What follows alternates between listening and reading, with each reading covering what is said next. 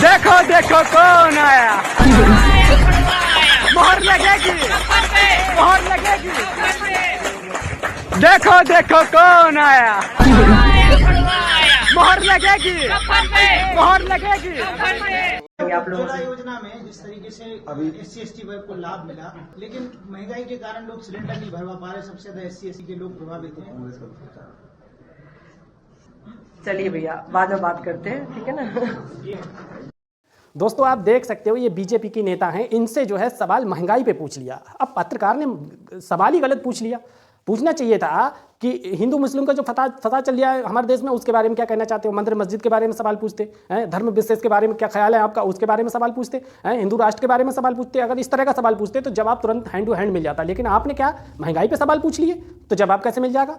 अर्थव्यवस्था, diesel, petrol, इन सब पे अगर सवाल पूछोगे भैया तो आपको जवाब नहीं मिलेगा। और अगर कोई और मंदिर मस्जिद जो अगर सवाल जो मुद्दे हैं जिनके बारे में जो देश में बहुत जोर शोर से चर्चाएं भी चल रही हैं और किस तरह से जो है भक्त इस काम में बड़ी तेजी से लगे भी हुए हैं, अगर इन पे सवाल पूछोगे तो जवाब तुरंत मिल जाएगा। लेकिन भैया महंगाई पे सवाल ना पूछना, सवाल पूछोगे तो जवाब इसी तरह से बिल्कुल आपको टाल दिया जाएगा कि बाद में बात करते हैं। भैया हाँ, बाद में ही बात होगी।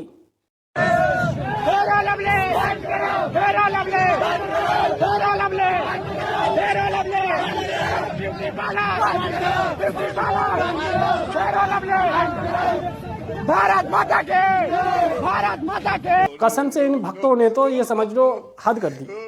किस किस चीज़ का बाइकआउट करेंगे, किस किस चीज़ का बाइकआउट करेंगे बताइए। अब फेयर एंड लवली का भी बाइकआउट कर रहे हैं, ब्यूटी पार्लर का बाइकआउट कर रहे हैं, किस चीज़ कोई चीज़ छोड़ेंगे जिसका बाइकआउट नहीं करेंगे। अब तो हद कर दी। बताइए बाइकआउट फेयर एंड लवली का भी हो रहा है, ब्यूटी पार्लर का बाइकआउट कर रहे हैं। बताइए हमें कहाँ से आ गए ऐसे नमूने हैं।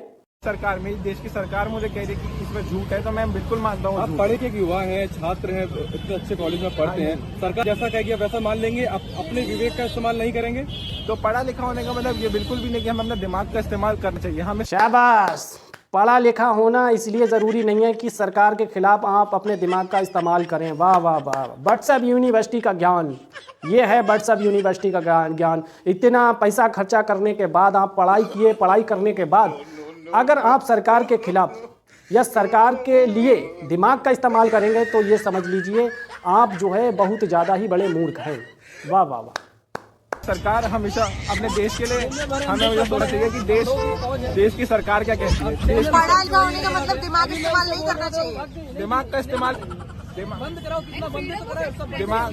दिमाग का इस्तेमाल होना चाहिए, पर सरकार के विरुद्ध दिमाग का इस्तेमाल नहीं करना चाहिए।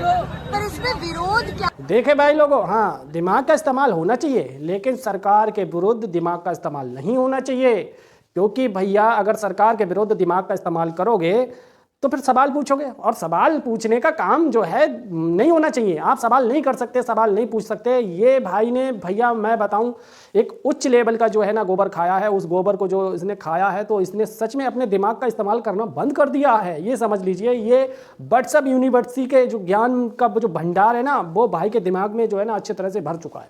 बताओ जितना काम आपको दिखाई दे रहा समाजवादी सरकार का है, हम तो कहते हैं इनका भी नाम बदल दो। अमृत म्यूजियम कर दो, अमृत मेडिकल कॉलेज कर दो, अमृत इंजीनियरिंग कॉलेज कर दो, अमृत शौचालय कर दो, अमृत सुसु घर कर दो। क्यों नहीं करते ये सब? क्यों इज्जत घर नाम रखा है?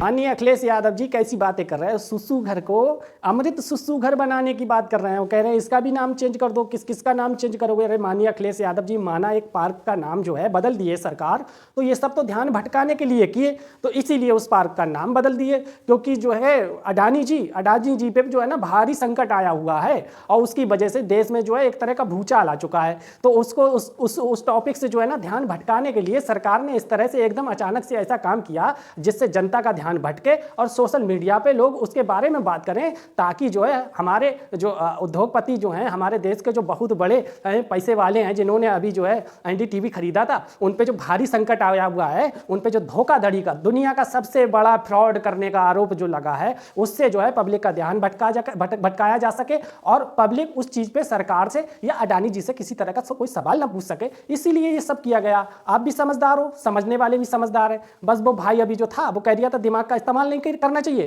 तो ऐसे लोग जो हैं वो दिमाग का इस्तेमाल नहीं करेंगे। लेकिन जो दिमाग का इस्तेमाल कर सकते हैं वो समझ सकते हैं कि ऐसा किस लिए किया गया है। अब आपसे गुजारिश है कि आप भैया बता दो वीडियो कैसा लगा। अगर वीडियो अच्छा लगा हो तो आप हमारे चैनल को सब्सक्राइब करो। मिलते हैं ऐसे किसी नेक्स्ट वीडियो में, तब तक अपना ख्याल रखें। जय हिंद।